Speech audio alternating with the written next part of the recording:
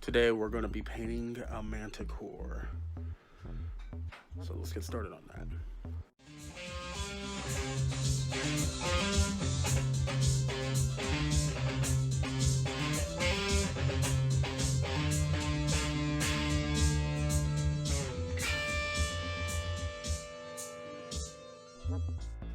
So this is the Manticore Mini that I got from my local game store. It comes with some Vallejo paint and some brushes. I never painted with Vallejo, so this is going to be a treat. You get quite a bit of paint, and you get 2 brushes. All of this just for 20 bucks? Not bad. So these are other brushes. My main concern is, will this paint be dry, or will it separate, or knowing that I got some good brushes makes it kind of worthwhile, and it kind of makes me want to take care of these brushes. But anyways, let's start painting. Let's make sure the paint I use is good. Also, I use a Starbucks cup stir stopper thingy, whatever you call them. They work great for mixing. You can use a wooden popsicle stick, but I feel like sometimes when the wooden popsicle sticks, they kind of absorb the paint. So the plastic doesn't really absorb. You can kind of scrape it off and it'll be pretty much easy for cleanup. And I use a brush just to scrape it all off.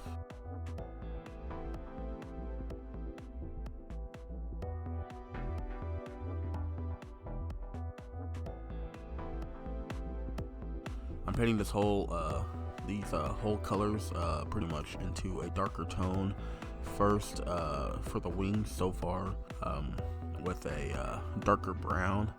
Also try to keep things neat as possible. I know, as like keeping like a coloring book. Just try to keep inside the lines as possible. I know you can say that I'm an optimistic and want to do it outside, but if you want to keep as much paint as possible in the future, it's also best if you try to keep it as neat as possible. Plus, sometimes darker paints are hard to cover up with a lighter paint, which you have to use multiple coats, which also is wasting more paint.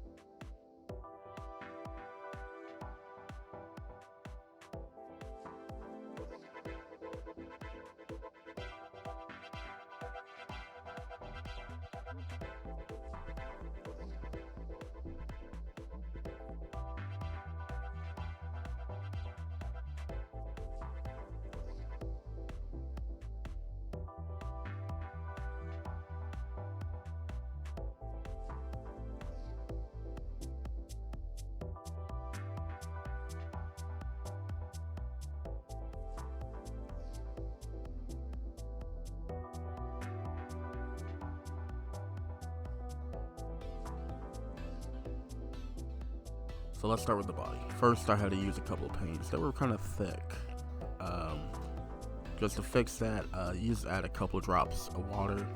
Like I said, start off with a couple of drops, and if it's still too thick, then just add a couple more drops, and eventually till you get a nice little less thick. I like to use a little bit thickness, therefore it kind of sticks on. People really thin out their paint and work with coats. Try to start off with a brighter yellow, then I can use a darker color later.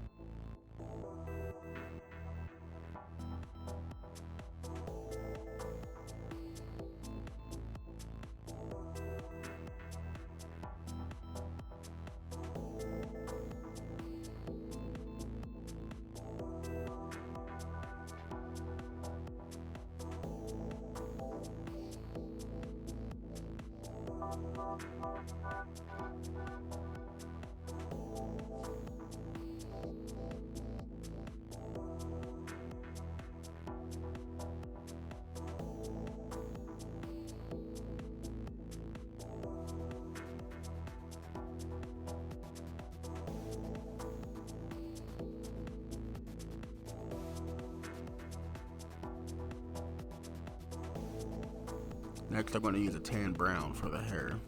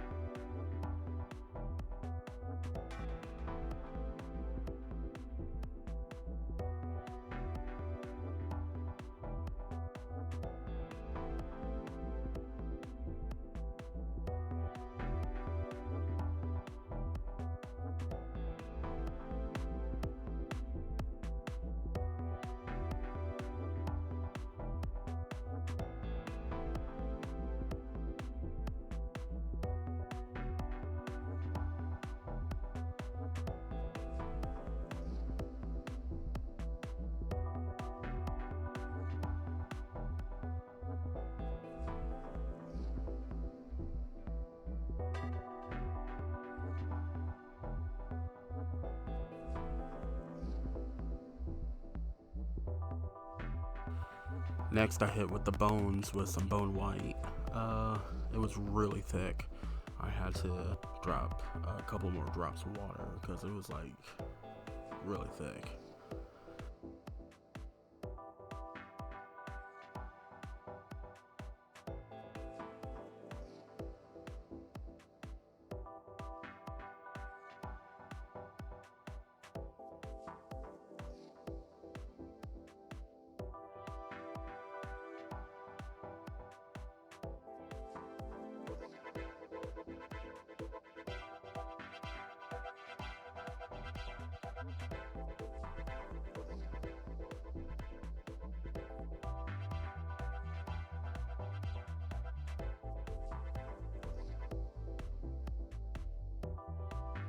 Don't be afraid if you do hit some white spots onto the hair. I know what I said in the beginning, try to be as careful as possible. Sometimes with more detailed stuff, it can't be done. And plus, if you are going to be using some brown washes or anything else, then it's perfectly fine because the brown wash will dilute that white and it's hardly any noticeable, but only you'll know and only I will know. So that's kind of like a secret between us.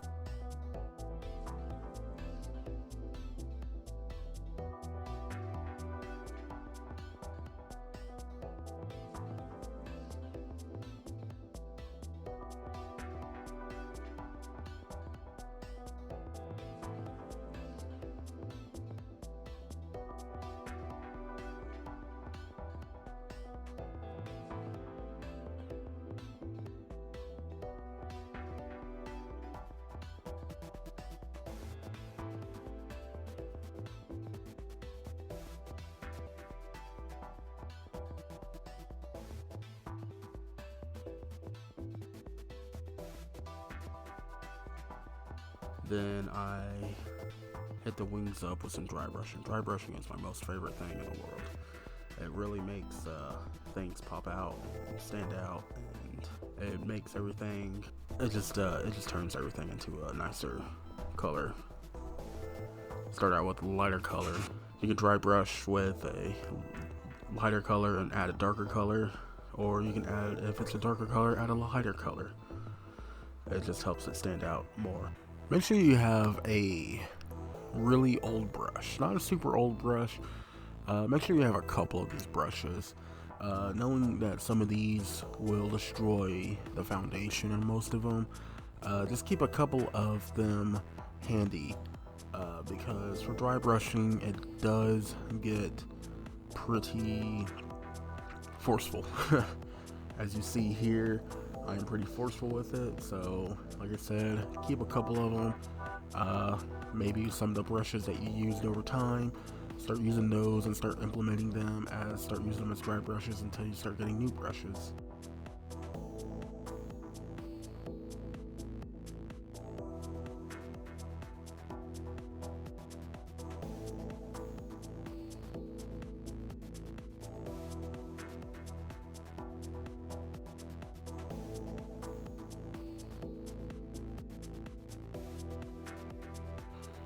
And just look how much those details look, and they just pop out onto the wings.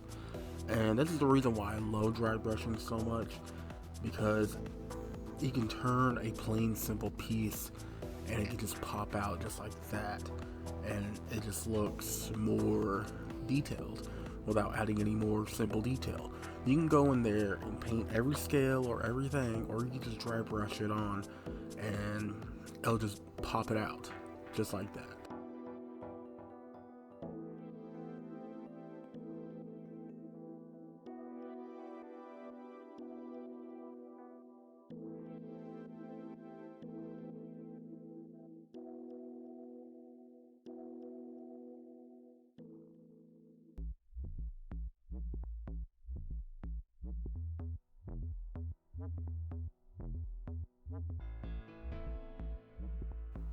And now this is around the time where you kind of got all the messed up parts and everything else. I'm trying to get on all the details. I grabbed a smaller brush for this Vallejo paintbrush. It does work very well for working in all the corners and stuff. I think it's pretty well, and this is around the time where you should start getting all your things and pretty much try to get as much detail as you can, and try not to be afraid of this, because if you're more afraid of messing up, then you're more likely to mess up. Then I'm adding some details with the smaller brush for the teeth. I forgot to record the part where I was doing the nails and stuff, but I did the nails.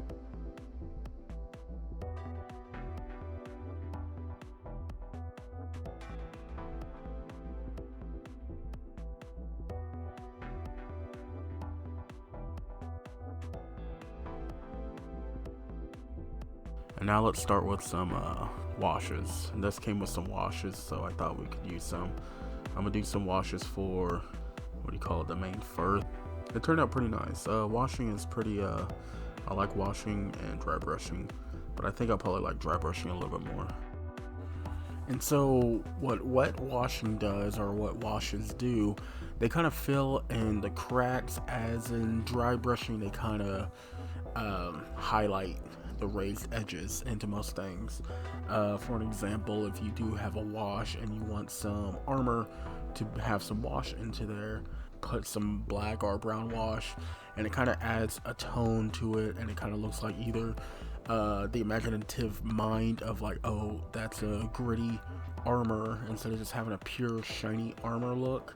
You can have it look like that person's been in battle or everything else. So that what implies, but for dry brushing, it kind of goes within the raised edges, and it kind of highlights those. You can do both of them at the same time and see how they look, but they're both pretty effective. Like, you can, like I said, it can take a plain miniature and put the most simplest and basic elements into it, and when you start adding some dry brushing and some washes, it starts to look more of a detailed piece and everything else into the whole miniature, and it doesn't take as much work.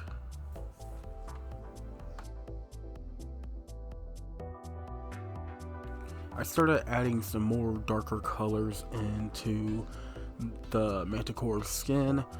Try to add a little bit more of a highlight ness, where if I add maybe more of a darker tone on most areas, it's like I said, dry brushing is kind of hard on a smoother area.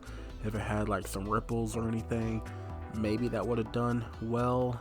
Maybe I should have put a wash instead. I do kind of do put a wash on the face and everything, and the teeth. It kind of, what I felt that it looked good at first, and I thought I was doing a pretty good job at it. But after a while, I just started noticing how negative it looks. And I don't mean negative as a bad thing, but as in a color way. When you really look at it, you don't want you want your miniature to pop out, and so you want there's negative and positive side. So most things, when you do look at things in the light, you see dark and light, and for something to stand out, that's why you put dark and white. Think of it as a tuxedo. You got your black, all your black, but then you got that white, and it stands out because it looks nice. It's simple and dramatic. Eventually, I had to put some more white tone onto the teeth and everything else. But yeah, I mean, you want your miniature to stand out. You can go with all dark colors. Some of it does work that way, but some of it does not. But other than that, I felt that it needed to have more of a positive tone onto it, as the nails and the teeth stand out. You can still have the grittiness and everything else, but you also need to have, like peacocking. And so we're kind of getting to the close of the end. My editing is bad. I will get better, but towards the end, I did hit my miniature with Mod Podge. Yes, Mod Podge does work as long as you work in small, thin coats. I feel like it's more of a stronger tone to it. It kind of gives it more of a stronger feel. It does mute most of those shiny colors, so if you are looking for a shinier, try to look for more of a shinier varnish or anything else. I just use Mod Podge because it just works for me. Also, with the base and the bottom, I don't really color those because most of the time when you're using a miniature, they're not using anything. You can paint it to whatever your color you like. To me, it's just for my own personal base, because if you're going to use this Manticore in a forest setting and you put snow under it, it just doesn't look good when you're playing it out. So, but this is the Manticore, and everything else I will have other things onto there. But yeah, this is what it looks like.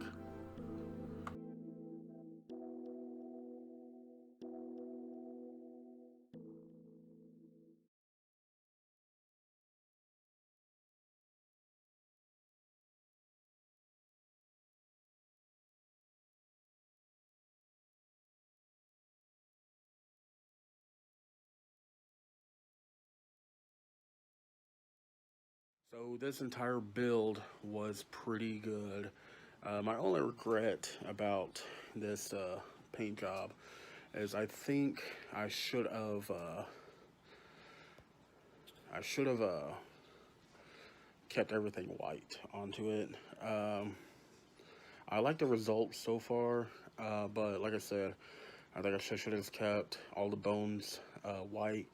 He would have really popped out, just like when I added the whites into it. Um, like I said, it's just